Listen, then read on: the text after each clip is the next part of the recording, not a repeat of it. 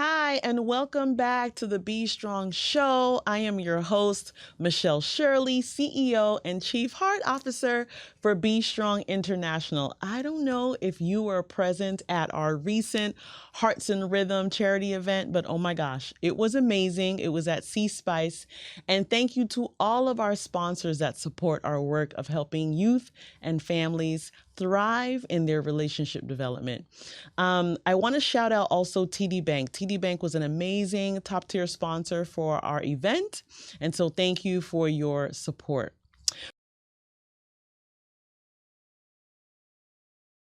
Well, we're going to start today's shows with someone very, very dear to me. Her name is Judith Fletcher. She is the program manager for the DeLuca Foundation. And so welcome to the show. Thank you. Glad to be here. Thank you for having me. Yes, I'm so glad. This is long overdue because I know we've been like back and forth like, Judith, come, right? Yes. Yeah. And I know there's going to be, I'm sure, a lot of anticipation about the foundation. It's been around for quite a while. I know you're going to get into that in a little bit. But also, I think the way in which you all support organizations is really life-changing. It's such a game changer when an organization gets supported by you. So we'll talk about that as well. So glad you are here. Thank you. So I think, as we dig into this conversation, I want to ask you a little bit of the spirit behind the DeLuca Foundation and how it started, because I don't know if everyone still knows the depth and the history of that giving arm. Sure. So the foundation started with Frederick DeLuca, who co-founded Subway Restaurants in Connecticut in 1997. So we've been around for a while. Right. And so Fred started it because he believed in education as a way for people to become self-sufficient. And so Fred did pass away in 2015. And after he passed away, the foundation moved from Connecticut to Florida because his wife, our board president, wanted to see the impact of the foundation in her own community. Oh, nice. So she was from Miami? No, she's from Connecticut. Okay. So she moved from Connecticut to South Florida. Oh, okay. And I wonder what made her choose just South Florida among... So, you know what? That's a great question that I actually not really sure. Okay. I mean, the beautiful weather, like, right. Who doesn't, Yeah. So shortly after she moved to actually Fort Lauderdale area, the foundation moved with her. And so she said, I want to see the impact of the foundation in our own community. And so the first staff person was actually hired in 2018, and I was the third staff person for the foundation. Wow. And so we really that's our inspiration, is the education piece and helping individuals become self-sufficient. And that's through economic mobility, helping adults get a job or get a better job through credentialing, training, and post-secondary degree completion. Youth, helping them attain education through college and career readiness, academic improvement programs. We also have a family strengthening arm of the foundation, which helps families stay intact and not enter the foster care system. And then finally, nursing and allied health, which supports the nursing and allied health professional so that they stay working in healthcare. Yeah, and I know that's something really, really critical right now. There was a time where I think even during COVID, right? Did you see a rise or a decline in the number of people walking away from the field? Absolutely. And really the heart of that came from our board president herself, who's actually a former nurse. And so that was, she went to the University of Connecticut and she became a nurse. And so nursing has always been in her heart. And so that's where she really wanted to intentionally invest. But we did see that nurses were walking away from the field. So our goal is so that they retain and stay working in healthcare. Yeah, no, that's beautiful. It's a beautiful mission. And I'm glad to be one of the recipients of the DeLuca Foundation Award as well for the work that we're doing with youth and families. So incredible. And such a game changer for us in what we're able to do. That leads me to this next question of a little bit more about how, if a nonprofit leader is watching right now, how do they get in contact with the DeLuca Foundation? Like, how do they get, from what I'm hearing, invited, right? Tell me a little bit more about that. So a lot of foundations are open RFP.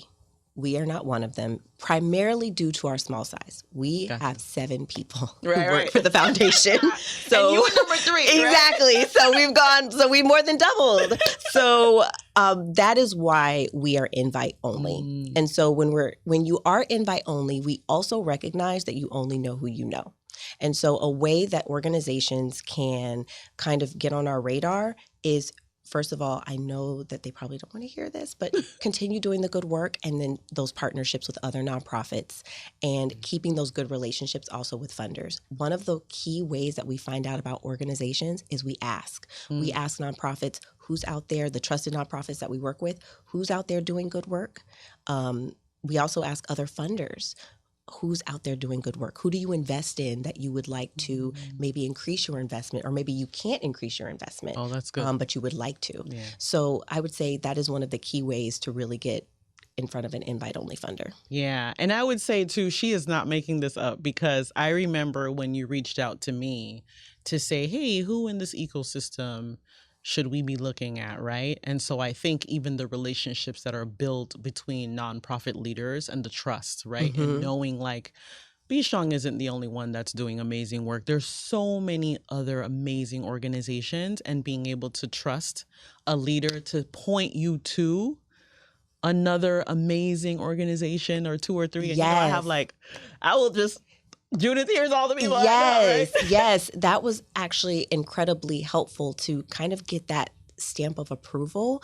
And that makes us even more confident to reach out to that organization. Because one thing also about an invite-only funder, we don't want to waste your time, and we don't want to waste our time. Right. So once we start those conversations and start asking about potential investments, like, we know that we do want to learn more about you. Yeah. No, this is good. This is good. So then let's rewind for a second. You're saying that you were the third hire, right? So how did you find out about the DeLuca Foundation? Like, how did all your wheels align to get to the foundation, and what were you doing before? So I worked for a nonprofit in Broward County for 7.5 years. Okay. And I knew that I always wanted to be back in the funder role. When I was first introduced to nonprofit, it was actually through philanthropy. So I got an internship with a corporation, and they assigned me their communications department, and that unfortunately they said, well, actually, on the first day of the internship, it's full. So we're going to have to put you with our corporate social responsibility arm. And I said, okay, I'm pretty flexible. Right. And I just loved it. It was such an incredible experience, helping people financially and helping organizations financially. And I could see the impact of it. So I said, you know what, I'm just going to completely shift my career, and I'm going to go to nonprofit. And so I was at my nonprofit for 7.5 years. And I said, you know what, I really would love to be in philanthropy. And the DeLuca Foundation actually gave a grant to my nonprofit that I worked for. So that's how I learned about the organization. Right. And then I have a prayer book, and I wrote this in my prayer book in January of 2019 to get a job in philanthropy or corporate social responsibility.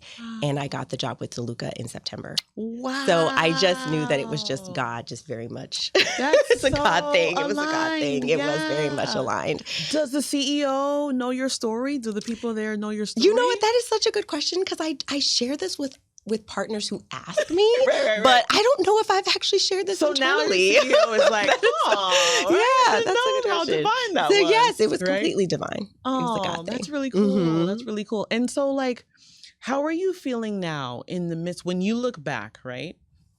And you look at all the work that you've been able to do through this DeLuca arm, right? How do you feel? Like, what do you see? What concerns you too? I think the first feeling really is just incredibly blessed. I know that as a funder, you're in a really blessed and privileged seat. So I recognize that off rip. I think that the things that are more so not necessarily concerning me, but the things that I'm really paying attention to are, what are the real problems or issues that we can address? So if I'm looking at a particular issue around post-secondary readiness, I am looking at honing in on how students can become college and career ready through something very tangible like SAT prep scores. Which is expensive. It is, but Because my son, I was like, son, we gonna have to figure out a way. Yes, but the thing is that there are programs out there that work. And so that is something that I'm trying to be honed in on what is actually going to move the needle. You know, there are sometimes that you can fund, but you may not be able to document impact. We are really intentional about being able to document impact. So I would actually say that to a nonprofit leader is be able to document your impact, to tell your story, because that is the first thing that a thoughtful strategic funder is going to ask you. How have you changed lives? Yes. How is that person you're working with, how is their life better because of your program? Yeah. And that's what we want to know. So good. And are there any things that you would say now in the current ecosystem of nonprofits that you see stick out to you now as far as like a major concern? I almost feel like when I look at representatives from funders, and this is something that's in my mind, I'm always like, man, you guys must also feel so heavy because you're limited in what you can do. There's only so much to go around. And it's crazy, but I feel that heaviness for you guys, right? I do. And so I'm wondering, like, what are your concerns? What kind of keeps you up at night as far as nonprofits and like what you're hearing? I know we just had our strengthening meeting. Yeah. I think it's it's just, one is the vast need. Yeah. Two, I think it's retaining the quality staff to help meet those needs. And you know what else? It's people not understanding how nonprofits work and how staff is so important. Who's out there doing the work? You say you want to change people's lives. You need the people to actually work with the people. And so one of the things that we learned from actually a firm that we're working with for our own data and evaluation is he said, you're one of the few funders that actually fund staff that he knows about. And so I just think that is just that's wild to me. I think you need the staff, you need to retain the top talent. And we live in a high cost area of the state. Right. So those salaries, I mean, Stop. I know. Okay. Listen, the struggle, especially, well, I think for me, as you get larger, right? And you find these areas in which you want to build out certain departments to meet that need, right? And strategically think about ways that you can increase your reach. I find myself like, but I can't. Like, who would fund this next staff person that, first of all, this funder would understand, like, this is what would happen by scaling, even if we were to get this person, right? The reach and the level of impact that we could have, it is so hard sometimes to sell that. And I totally, I see it. I mean, I know it. And that's why a big part of our funding is actually for staff. Yeah. And we're also multi-year because of that. Because we know that you're going to need to keep the person and work to sustain it, but that's going to take some time. Like, can I just get some time to fundraise for this position because it's new, right? Yes. I need some wiggle room in the midst of all the other things that are pressing on leaders to have to do, right? Yes, we totally get that. Yeah. And another thing that we do that I think is important to mention for those partners that we see a need, and again, that are trusted partners, is also funding development staff to help the organization financially sustain. Yes. That's a game changer. I'm just not going to say nothing else about that, right? The cost of getting a true development person right now in this current climate and economy is so, like, it seems astronomical, but they do a lot of good work. Oh, yes. And they have to hustle, right, to bring in dollars for the organization and be fully focused on that. I would say that between you, I think Miami Foundation, there's just organizations that also believe in like a trust-based approach where like you write what you feel you need and we're going to support that. And it's so hard to find that because I think we're kind of still trying to figure out what the funder wants, not lose the dollars, and still stay in this very hard box, right? So it doesn't help us innovate. And that's what I can appreciate about the DeLuca Foundation is that I feel like we work with the organization to build the program that we know aligns with our mission and aligns with your mission. Yeah. And we're not afraid to innovate, hear new ideas, hear new ways of engaging with a really serious problem. Yeah. If someone has an innovative idea, we do want to hear about it. Yeah. No, and I think that's great. And I think what I love is the co-creation of that, where it's not just this cookie cutter situation that we're trying to force ourselves into. Yes. And we're spending so many hours to write that grant, to be creative, to do it, right? Yes. Where we can sit down with a program manager and co-create something that we both feel like this is doable. Right. Right. And you're giving us the space to fail. Right? Fail well, learn from it, and let's try this again, right? Yes, we're all about learning. We learn, you learn. One thing I do tell our partners is that this is not, I don't want you to look at our goals as punitive. Yeah. But what have we learned? Yeah. And then we can go from there. Yeah. Beautiful stuff. Oh my goodness, this is so good. I want to jump into the game now. Okay. I want people to kind of know, who is Judith Fletcher, right? How fun is she? I know you're fun. It's right. Social Yaks. As you know, that's our connection game. So you're gonna pick the first card and you're going to read it aloud to the audience, and then you're gonna answer. If you could only eat one meal for the rest of your life, what would it be? Is it something Caribbean? No. I guess wrong. Go for it. So I love falafel. I do. I love falafel. A falafel with a salmon would just be like. Really? Yes. I love it. Wow. I really, really love it. That a lot. Listen, there's nothing wrong with that. Yes. Go no for it. shade to my Caribbean people, but no. I know. I thought you were gonna go there. I thought you were gonna go there. Like, I need that in my life. Yeah. Oh, that's really cool. Awesome. Okay. All right, we'll get a little bit more social. What's the most daring thing you've ever done?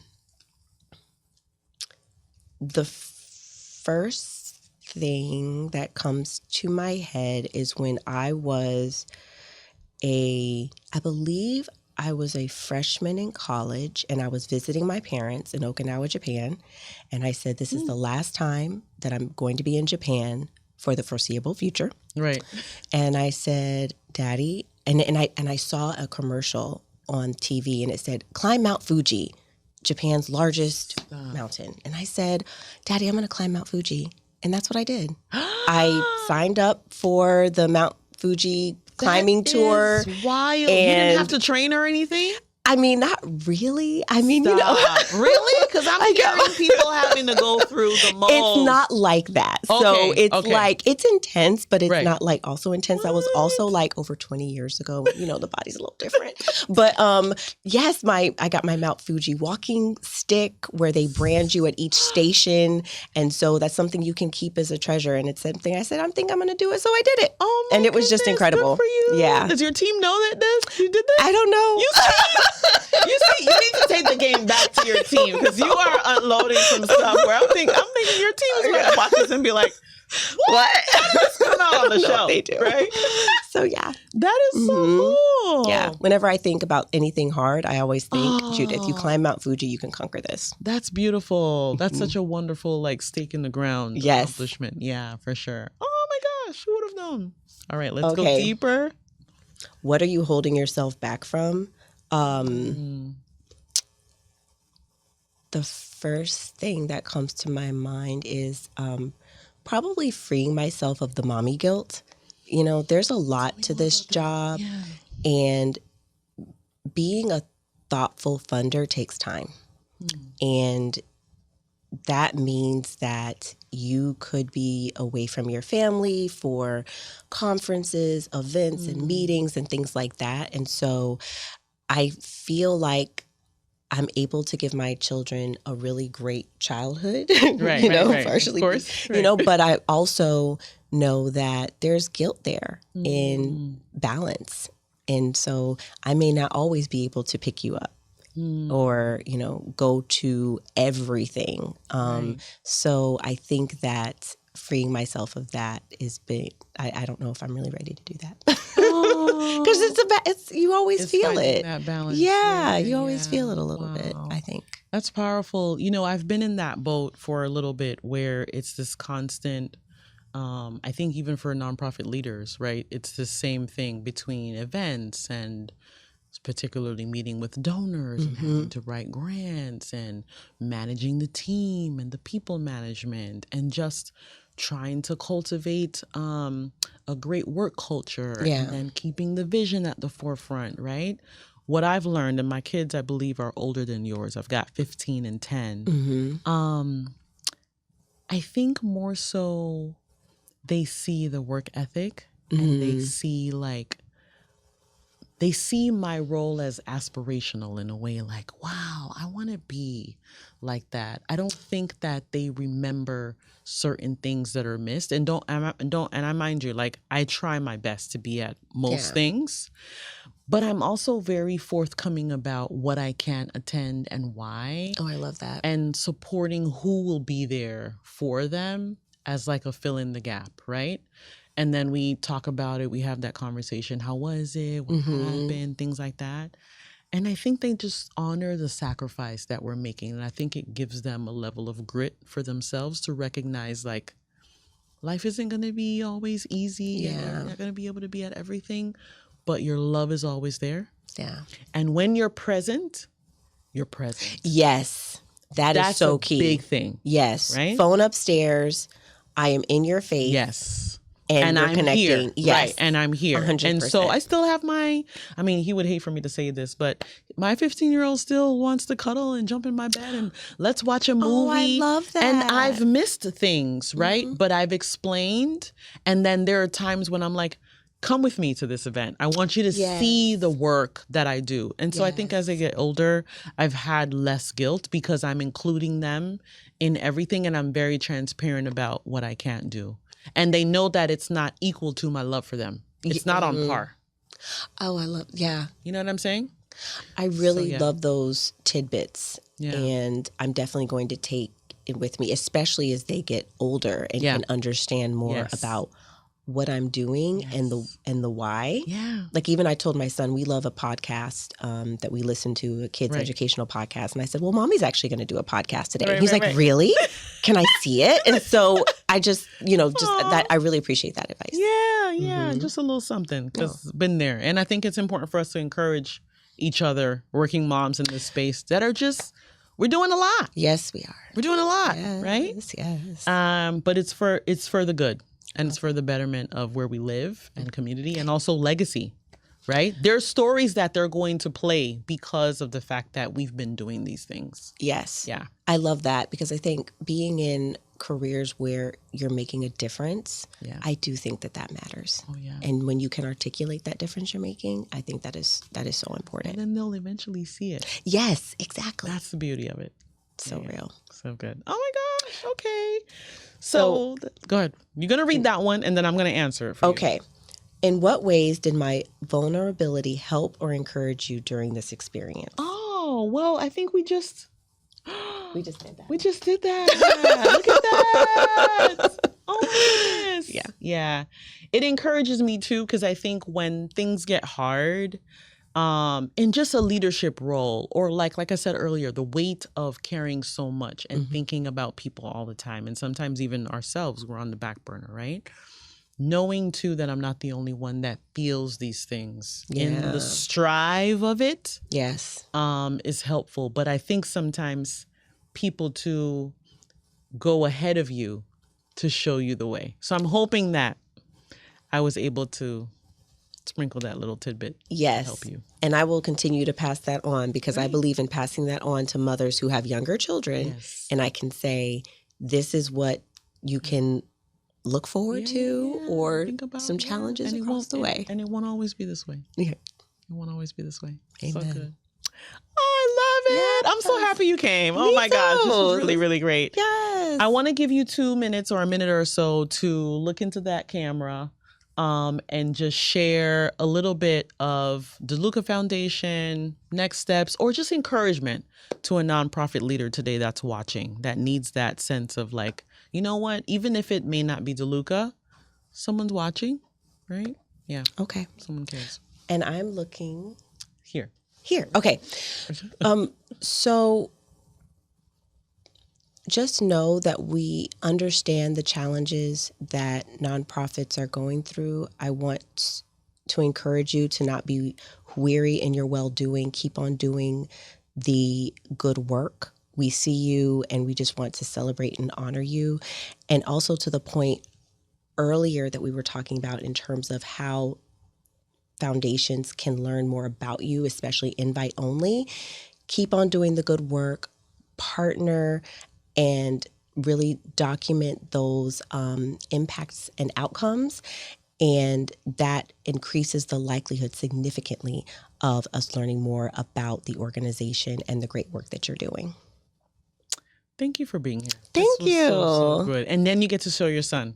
Yes, I know. I can't wait. He's going to be like, Mommy, And what? he's gonna be, at this point, we talked about you. Yes, right? I know. He's going to be like, oh, yeah. He's going to be like, oh. Aw, what's his name? Jacob. Hi, Jacob. Oh, he's going to love that. I love that, right? I just have to do that. Jacob, you're right here with us. Love it. Love it. Well, thank you again. And of course, always feel free to reach out to bestrongintl.org. If you have any requests for our relationship skills teaching that we have here at our organization. And of course, DeLuca Foundation, you can visit their website as well. Thank you for being here and see you next time.